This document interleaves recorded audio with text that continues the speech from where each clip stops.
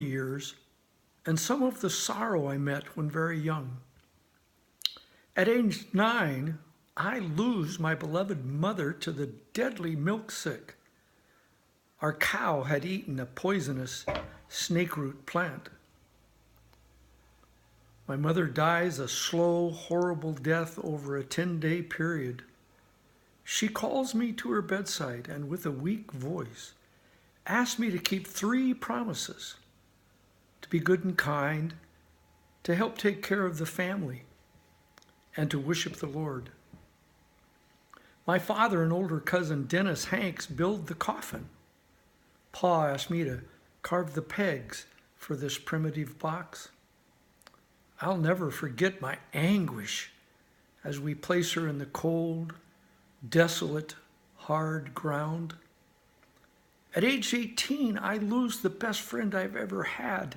My older sister Sarah dies giving birth to a stillborn son. I'm once again visited by deep grief. Sadness is being etched on my face at a tender age. In my early 20s, I meet Anne Rutledge, the soft-spoken, fair-haired daughter of the founder of our small frontier village, New Salem. I love spending time with Anne. We take long walks together. I so enjoy watching her skilled hands sew beautiful quilts. A typhoid epidemic hits our community. She calls me to her bedside. We spend a couple private, precious hours together. Anne dies in the morning. I have a profound question for you. With that kind of a start in life, how did I become the greatest leader in American history? Upon reflection, I would like to share with you 3 principles that guided me along the way. I firmly believe that these habits will help you develop the character to live a life that counts. You might think it's strange that the ugliest president in history is asking you in trait number 1 to become a good looker. Let me illustrate with a story. I love to tell stories about Edward Stanton, my cantankerous, gruff Secretary of War. I'll never forget our first meeting. You see, the rights to Eli Whitney's cotton gin were being contested in the trial of the 20th century. The defense hires the best lawyer on the East Coast, the renowned, incomparable Stanton. His team hired me to participate, I suspect because of my budding reputation as one of the brightest young lawyers in Illinois. The trial was to be held in Chicago, and they needed someone with local knowledge. I prepared with my usual exhaustive research. In a last-minute maneuver, the trial was moved to Cincinnati, Ohio. I make the long trek with my extremely well-prepared legal brief. Upon spotting me entering the courtroom, Mr. Stanton observed my rumpled, unkempt, ill-fitting suit, awkward gait, and unruly hair, and immediately announced, "Keep that gorilla away from my table." To say that I returned to Springfield with my feelings abused would be a gross understatement. Late in my first year as president, the War Department is in shambles and full of corruption. I call Stanton to the White House. In the early years of my presidency, he's continued to snipe and ridicule me in the press.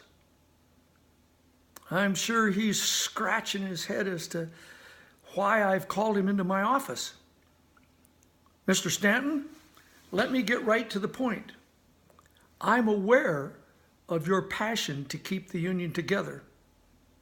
I want you to be my Secretary of War. He requests time to think it over. I explain the urgency, and with a slight nudge, he accepts on the spot. He is an exceptional choice. Stanton cleans up the graph and runs the department with ruthless efficiency. What's my point?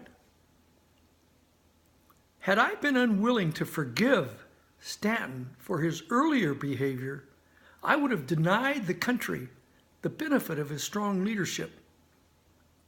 How are you treating folks? Are you giving them a second chance? Do you search for the possibilities to use their gifts and talents? Looking for good in others is the foundation that will make your life count. So what's habit number 2? One of my favorites, a lifetime of learning. We only had 3 books in our home in my younger years. The King James Version of the Bible, Aesop's Fables, and Pilgrim's Progress. I love to read. My favorite book in the scriptures is the Psalms. I read them so frequently that I memorized many of its 150 chapters. I hear that Josiah Crawford, a farmer who lives about 9 miles down the road, had a copy of The Life of George Washington by Parson Weems. I hightailed it to Mr. Crawford's farm and asked him if I might borrow it. I'm thrilled when he consents. I begin reading as I saunter home with my long, lanky legs. Upon arriving at our cabin, I propped my feet up on a stool with my back to a roaring fire. I couldn't put it down. Later that evening, I climbed up the pegs on the wall to my pole bed. I light a candle and continue to immerse myself in this fascinating story about the founder of our country. Finally, too tired to continue, I snuffed out the candle and placed the book in a crack in the wall. The next morning, to my dismay, I discovered the book severely damaged from an overnight rain. I trudged back to Mr. Crawford's farm and shared the news. He exclaimed, "Well, Abe, look yonder at that 3 acres of corn stubble. You can clear that off to repay the damages." I was used to hard work. I complete that task in 3 days and my 75-cent obligation is paid in full. I was in for quite a surprise when Mr. Crawford declared, "The book is yours, Abe. You've earned it." It became a personal treasure, and it fueled my lifelong ambition to want to make my life count. I wanted to leave my mark. I make this special appearance today in hopes of inspiring you to also make your life count. How many years of education do you suspect I might have had? 8, 5, 3? Truth be known, my formal schooling involved 3 winters, 3 to 4 months, or in total, less than 1 year's formal education. I just had a thirst for knowledge. I simply read every book I could lay my hands on.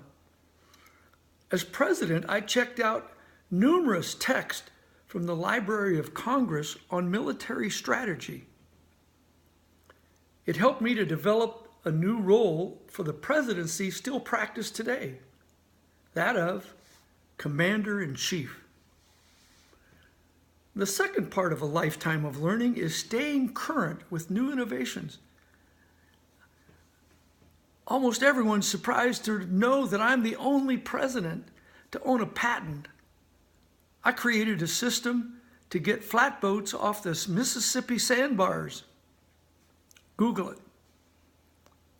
In 1860, I'm elected to president with the help of a newfangled invention called photography. Significant credit goes to the portrait taken of me by the famous Civil War photographer Matthew Brady. It appears in the hundreds of new newspapers springing up during the year of my running for the president. How did I provide hot air reconnaissance for the Civil War prior to the invention of the airplane? Well, an inventor shows up at the White House peddling his new gadget, the hot air balloon. He attaches 1,000 feet of telegraph wire leading to my White House office.